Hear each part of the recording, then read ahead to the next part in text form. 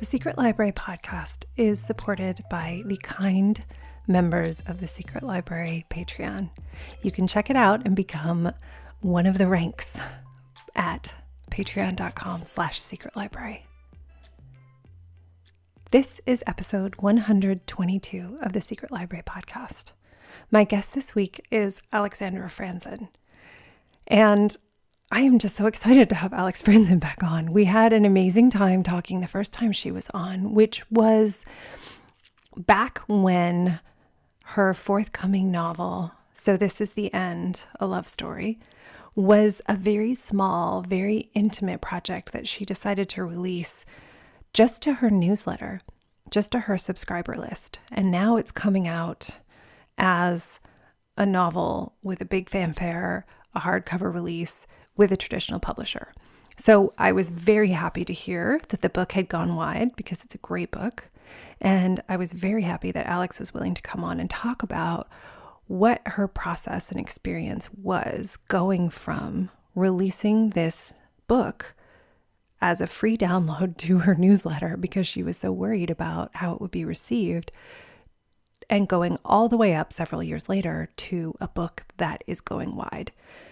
I think many of us think it's one or the other. It's traditional publishing or independent or self-publishing. It's Amazon or it's going through a traditional press or a small press, but that there's only one choice for each book you write and possibly only one choice for your whole career. So I was eager to talk to Alex about one book, one title, being released in multiple ways and evolving as the story grew. Just so all of us remember that you always get to change your mind. You always get to try for something else. And if you've written a story that you love, you're allowed to start small and get bigger. You're allowed to grow with the book. The book is allowed to grow with you. And so this conversation was really deep. It was really deep. We got emotional. We really went for it. And I'm so proud to share it with you.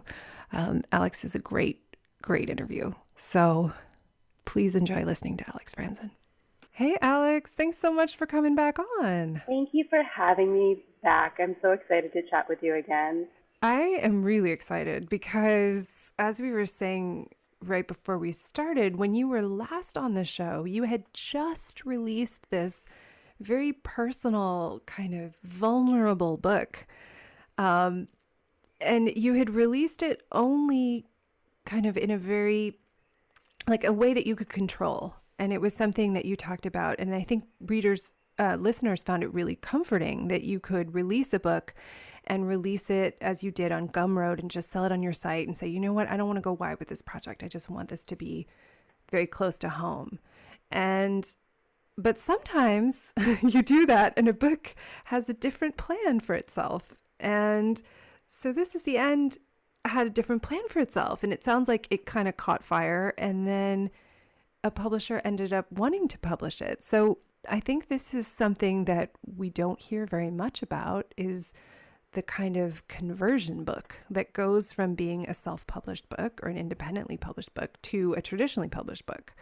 And I'm just dying to hear how this happened. Yeah, so I think it's kind of a cool story, and I think definitely a story that illustrates that every book, every creative project really has its own destiny in a way, you know, like every book goes on a little bit of a different journey. And so, yeah, to recap, like you said a moment ago, I wrote this novel called So This Is the End. And it just was one of those projects that kind of poured out of me.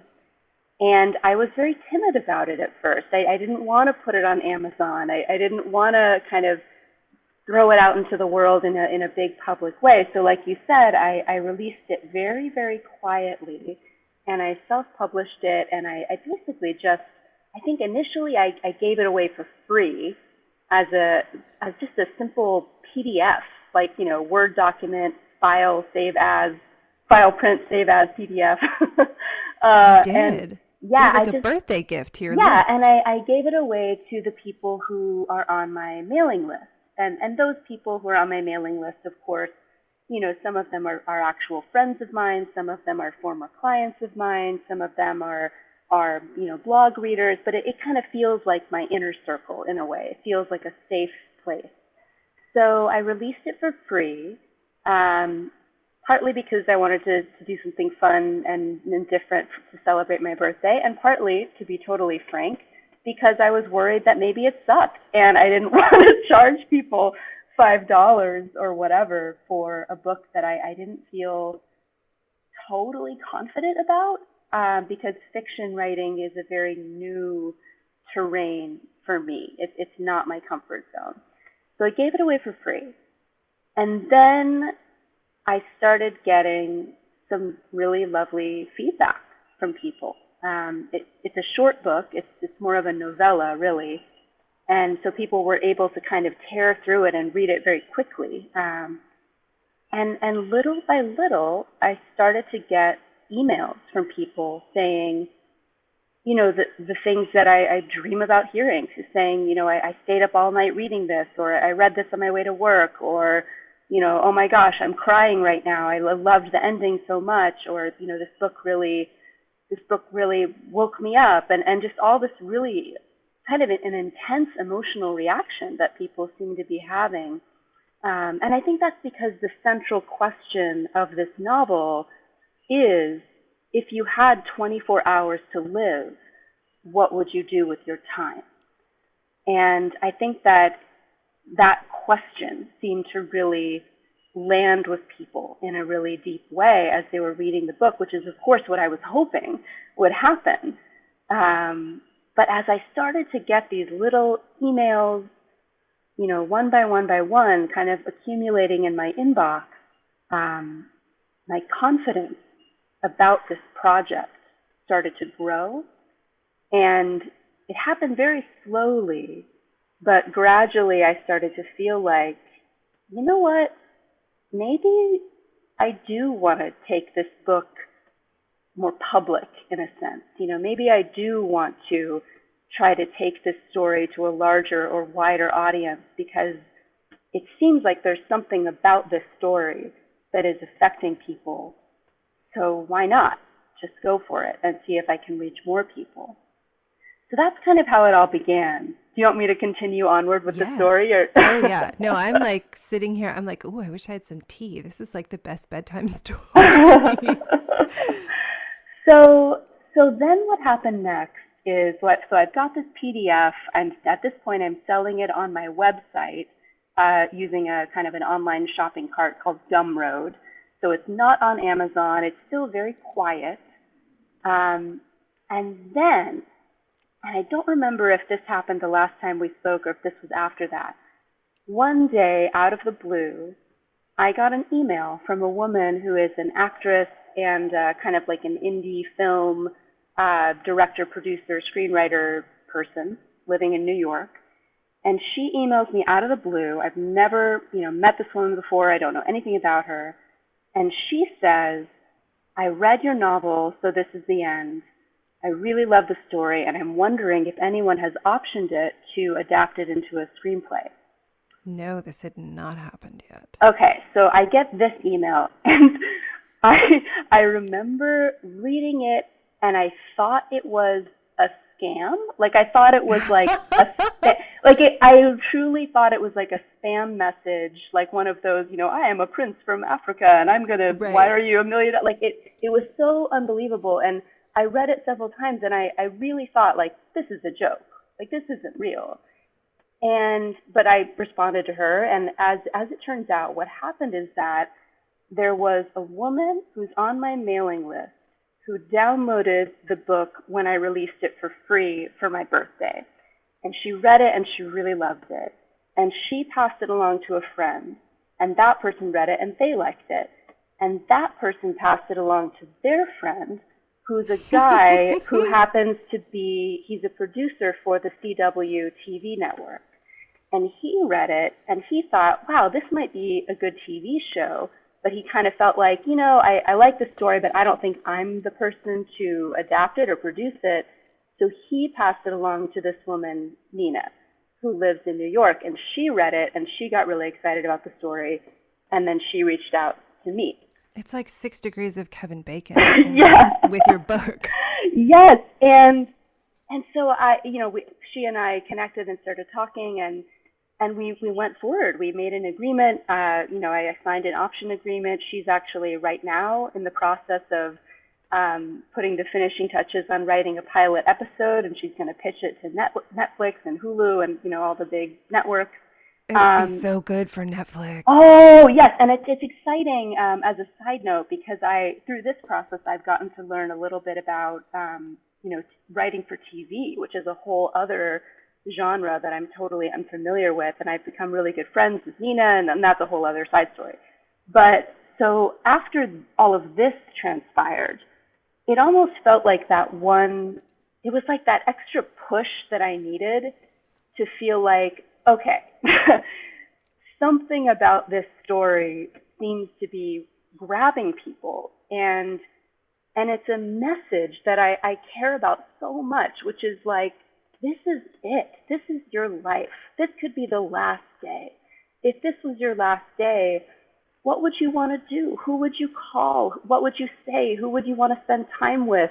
Would you answer emails, or would you go to the beach with your children and your loved one? It's like, I want people to think about this question of, if this was my last day on Earth, what would I do?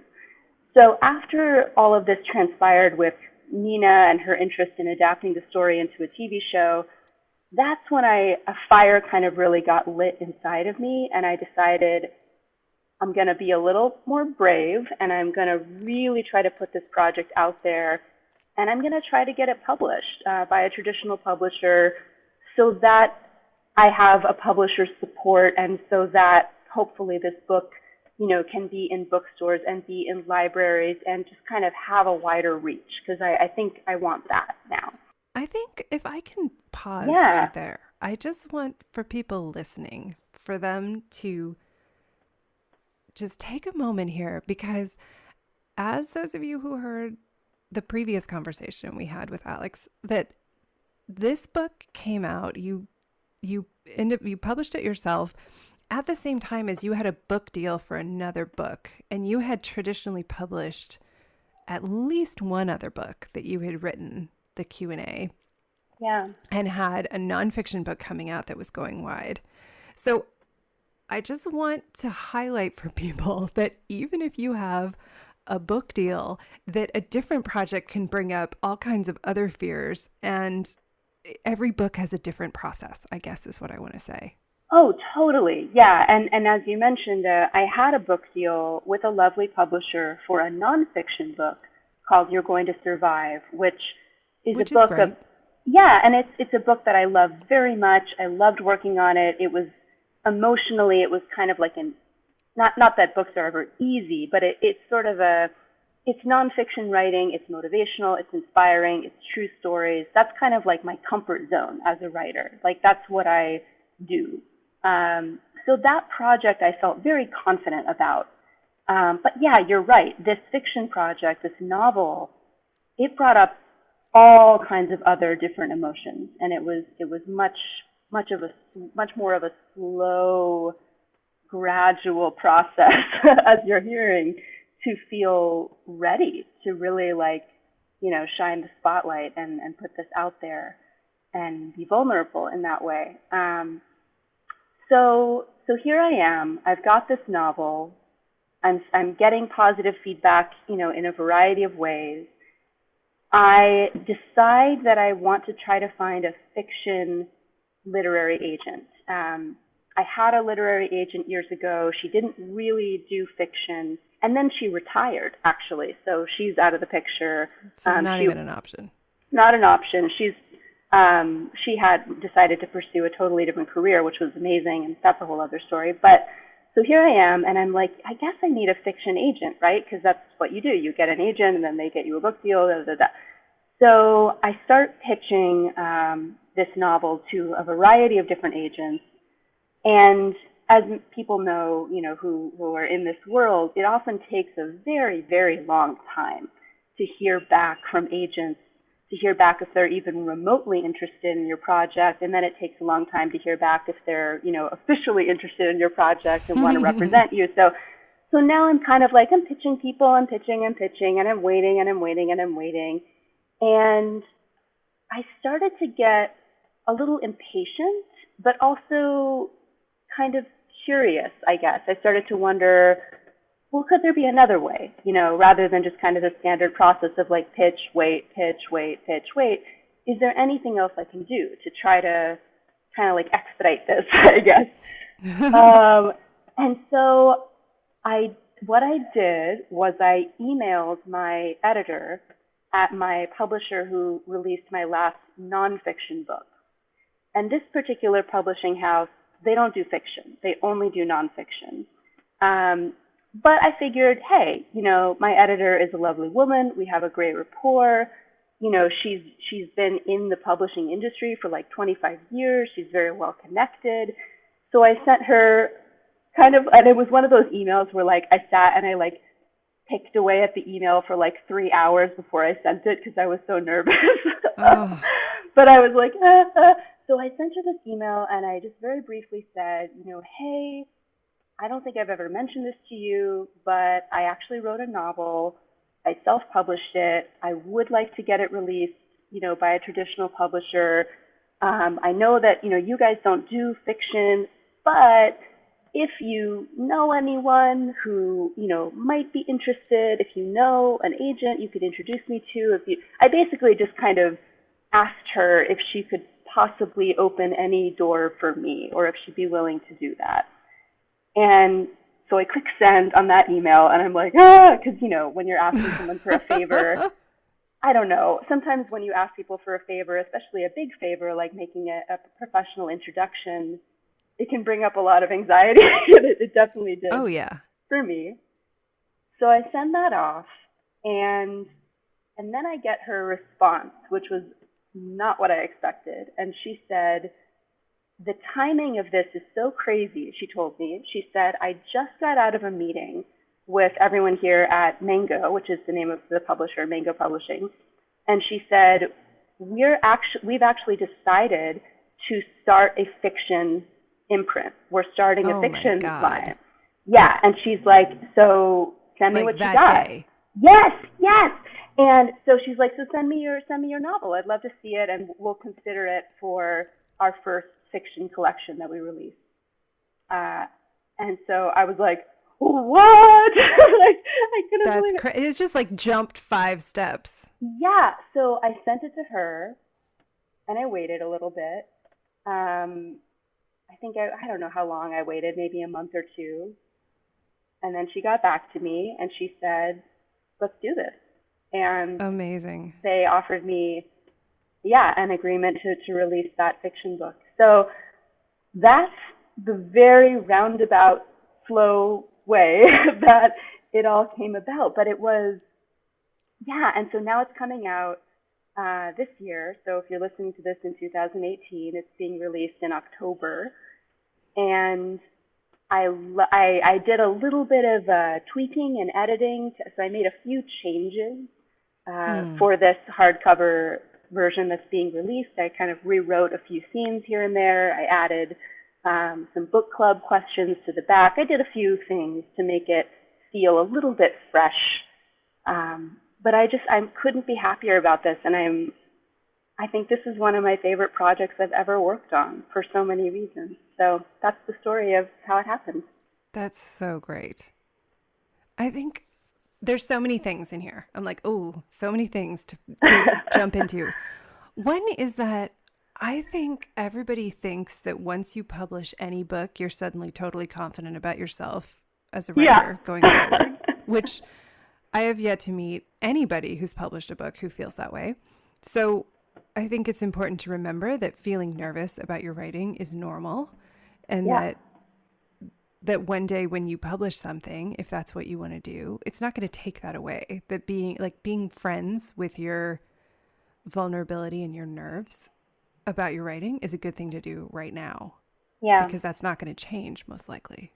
Oh, totally. I agree. I think of it as like we all have this kind of glass jar inside of us that we can fill with like gold coins, and every coin is like a confidence coin.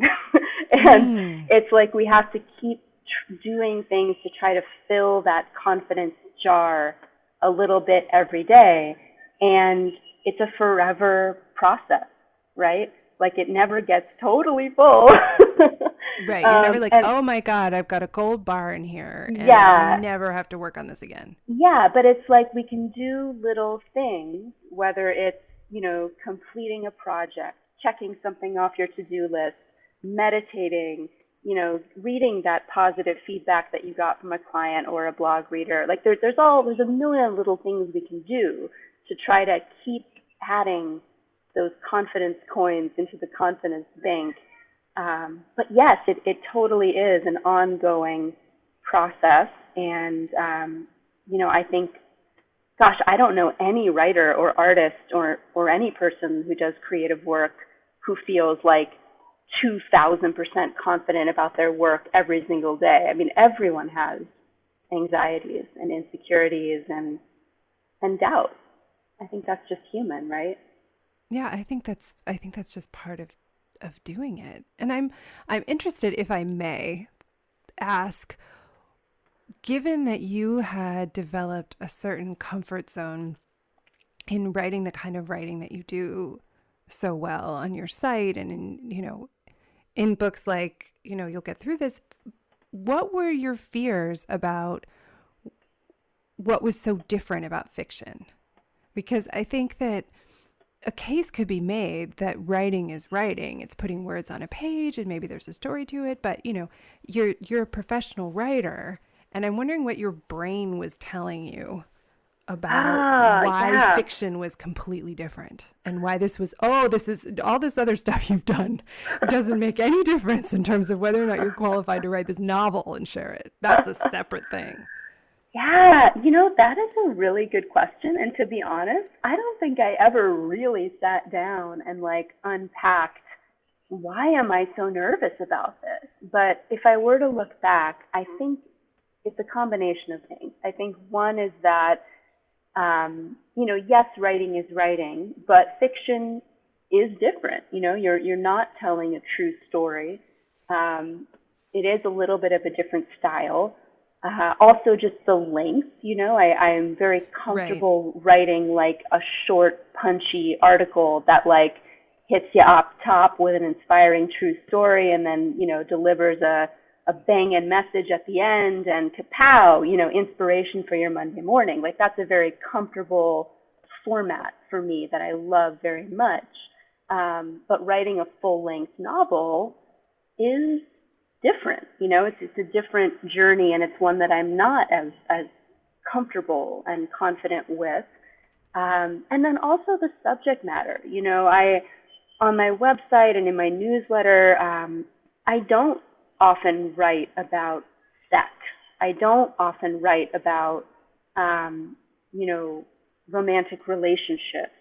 I do sometimes a little bit, but this novel is really a love story. And there's sex scenes, there's sexy grown-up stuff, and there's it goes into terrain that is very vulnerable. And as an author, sometimes I imagine my future reader reading it and thinking, I don't know what thinking whatever, thinking wow, Alex is what a slutty, smutty brain she has, or I don't know. It's there's a lot of weird stuff comes up around shame around sexuality. So there's that, and then there's also, as so many of the people listening, and you, I'm sure too, when you love books, you read a lot, you read so many amazing writers, and then you want your writing to reach that same standard of excellence. And I read a lot of novels. I love fiction. And some of the people, it's their writing is just so amazing. It's almost painful to read because it's so good. Their descriptive language or the way they build a character. And then my writing style for nonfiction and fiction is very simple and direct and kind of sparse, I guess. I don't generally do like big, gorgeous, kind of descriptive language. Like it's very kind of blunt almost.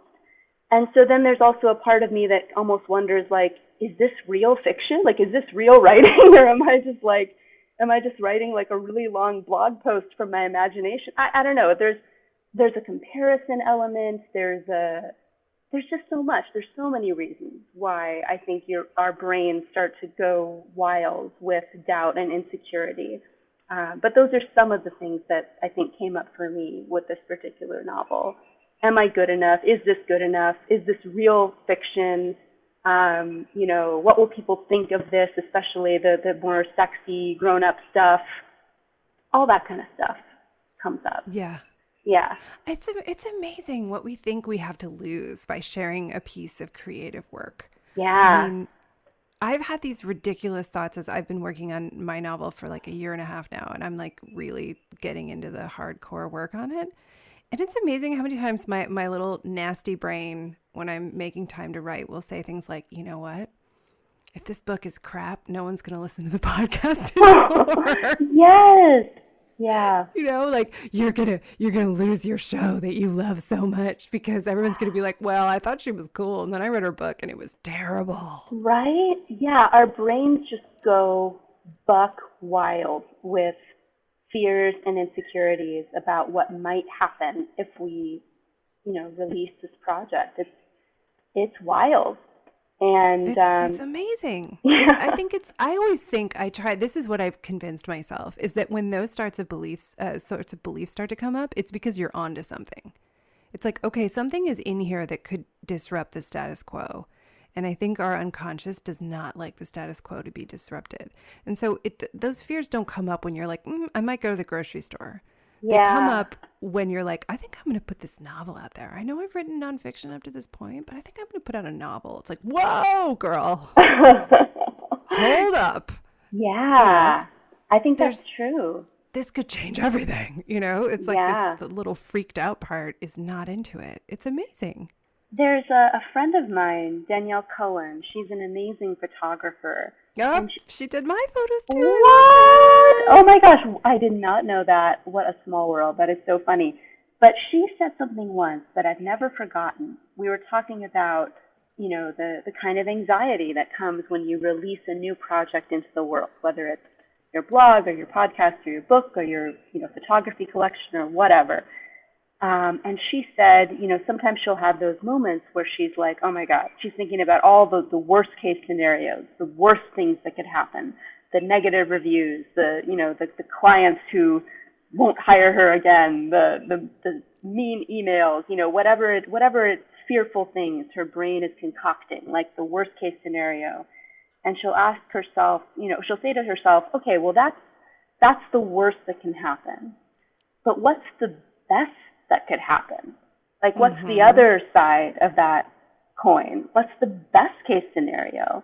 And then she starts to kind of use her imagination to concoct all of the best case scenario things, the clients who suddenly want to hire her more than ever, the fan mail, the pride and confidence that she will feel having completed this project, all the beautiful opportunities that could arise because of this project, the joy of completing this project. And she'll kind of remind herself,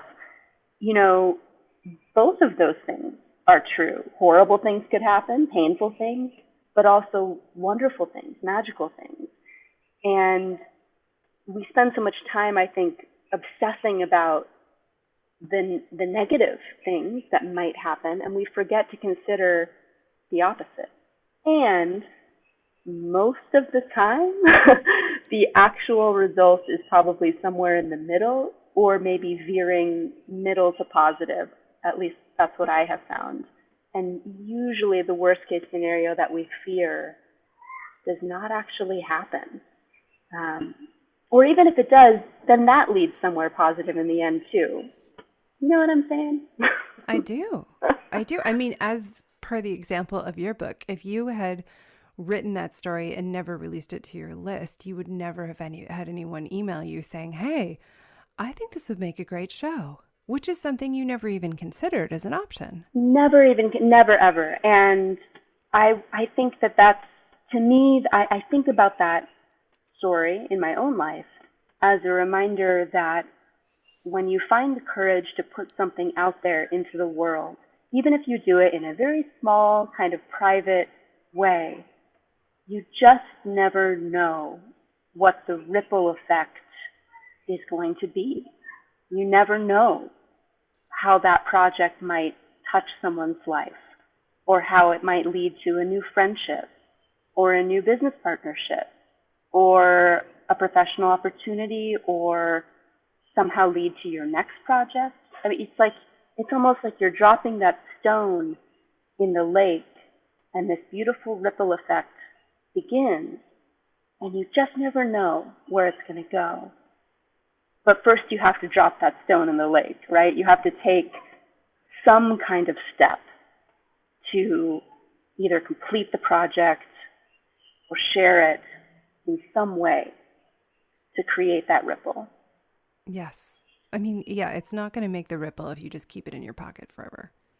Yeah, and it might, I think even if you complete a writing project that's truly just for you, like a diary entry or a piece of writing that's very, very, very personal, that's cathartic, and you don't want to share it publicly, even those kinds of like very private pieces of writing can still create a ripple effect in your life, right?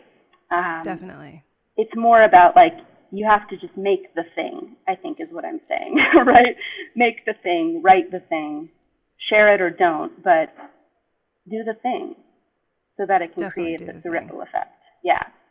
And I think that the other thing that I love about the trajectory of this book is that a lot of people I end up hearing from are kind of debating, having this internal debate about, should I publish it myself or should I try to go with a traditional publishing house, and feeling as if it's an either or experience, that you only get to have one or the other, and almost as if I do that for this one thing, then that's going to define the rest of my career, which you are one of my favorite examples of.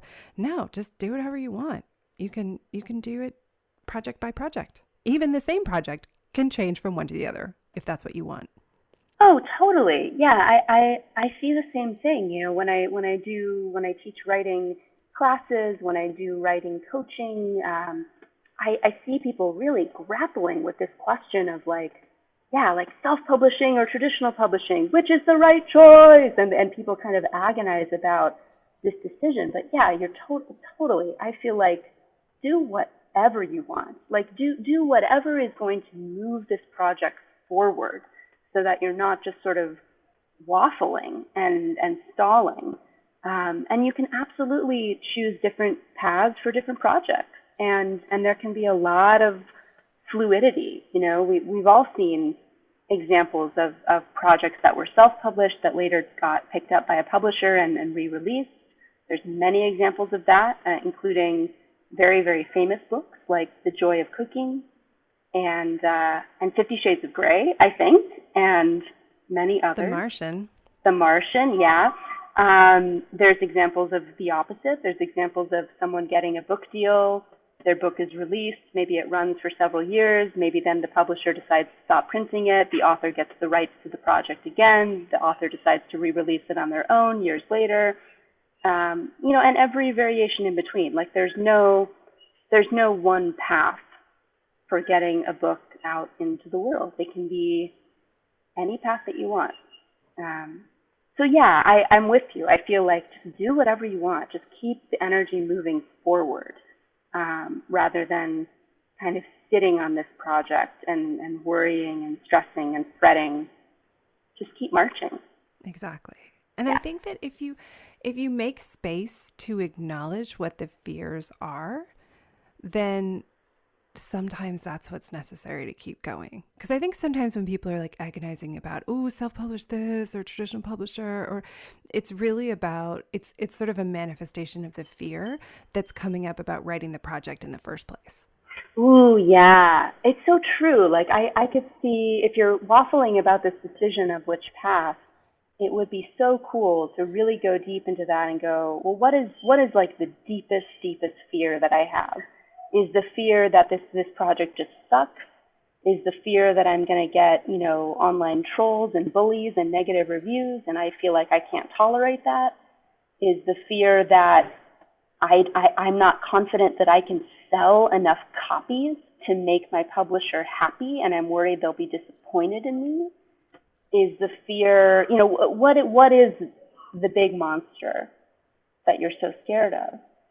And if you can really get specific about what that monster is, then you can make a choice.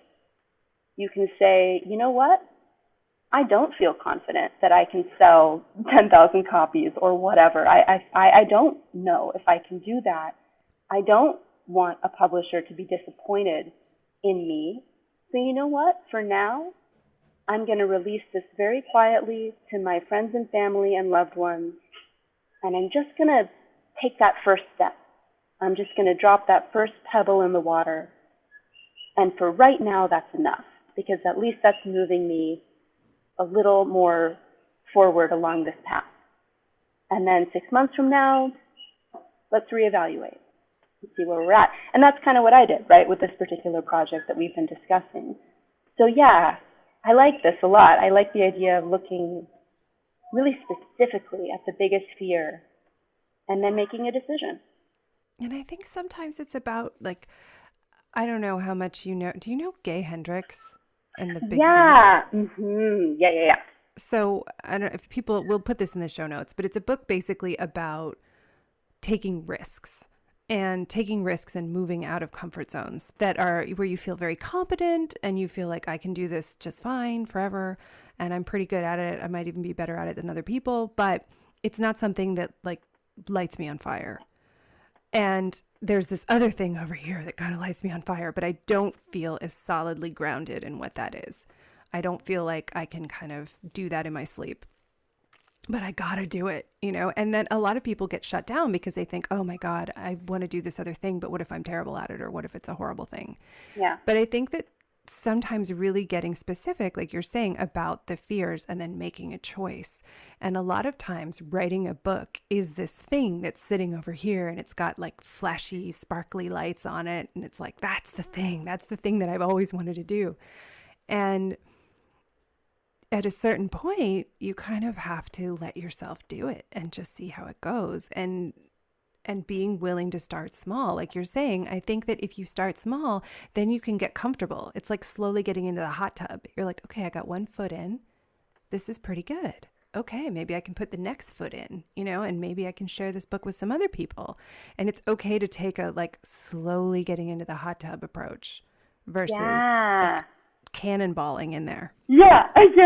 So, okay, I have a little secret to share with you on this topic. Please do. Okay, so when I was a teenager, kind of a kid and a teenager, and even into college, I loved dancing. And I studied ballet and contemporary and hip hop, and I loved doing choreography, and it brought me so much joy. I just was a dancing maniac. Like I was that kid who, would take the bus after school to go to the dance studio, and I would be there rehearsing or taking classes for 5 hours and then, go home and do homework and da-da-da-da. I was all about it. And then for a variety of reasons, after college, when I graduated, I was 21, 22, whatever age I was, I kind of just stopped. Like I just stopped dancing completely. And I did yoga and I've always been physically active in various ways, but like I just stopped. And about a month ago, so this is fast forward, now I'm almost 34, so it's been well over 10 years since I quit dancing. I just had this urge to start dancing again. And I don't particularly want to do a recital or dance in front of an audience or make videos for YouTube or anything like that. It really was just this feeling of like, I literally thought to myself, I just want to rent a dance studio late at night after hours when no one else is there and no one's watching and blast my favorite music and just get weird, like just move around. And so that's literally exactly what I did. I just contacted a local studio, and they were like, we're closed on Sunday nights after 7 p.m. It's $20 an hour to rent the main studio. It's all yours. And the reason I'm telling this story is that, so I got back in the studio a few weeks ago, and in my mind, like in my imagination, I had this vision of this like incredible dance piece that I was going to do. And I started moving my body, which had not really danced in 10, 12, 13 years. And what I was seeing my body do in the mirror was very different than the vision I had in my head. And it was kind of like, it was very humbling. And I realized, like I have this vision of this like extraordinary piece that I see myself doing, but that's way out of my comfort zone and even competence zone right now. Right now, it's time to like get back to basics and just like play in a very tiny way to build up to where I'd like to be. And I've been having so much fun. And the reason I'm telling this story, I think, is that there was something about renting a space that where no one else was around, and it's like my private dance cave where I can play and start to do this thing that's been calling to me. I feel like at various points in our journey, whether it's with writing or dancing or anything, it's like it's okay to be very secretive and private, and to just kind of have a space where you're not putting your book on Amazon, or you're not lunging out there to get a book deal. Like it's okay to have your little cave. And I think that can actually be such a beautiful, fertile place. So does that make sense? I felt compelled to tell that story for some reason. And also the other reason I wanted to tell that story is like, just do it. Like if you've been thinking about renting the dance studio and you have this fantasy of you alone in a studio Sunday nights at 7:30, send the email. It's $20. Like you can have that dream. So you can have that beautiful writing space in your backyard. You can have that dance studio. Like that fantasy you have of this like incredible artistic thing that you want, like you can have that. And sometimes all you have to do is like pay $20 and pick up, send an email. So, I know, and we have this thing like, oh God, it's got to be like $1,000 or whatever number like feels really out of control. It's like we build ourselves up and we don't even find out. We don't even like look the place up online or call them and say, is this even possible? Yeah. And it almost always is, and it almost always is cheaper than you think it is. It's so possible. I mean, like if there's a beautiful, just as an example, let's say there's a gorgeous yoga studio in your neighborhood and you love taking classes there, and they have beautiful artwork and a beautiful sound system, and it always smells like the best incense or whatever, and you love being there.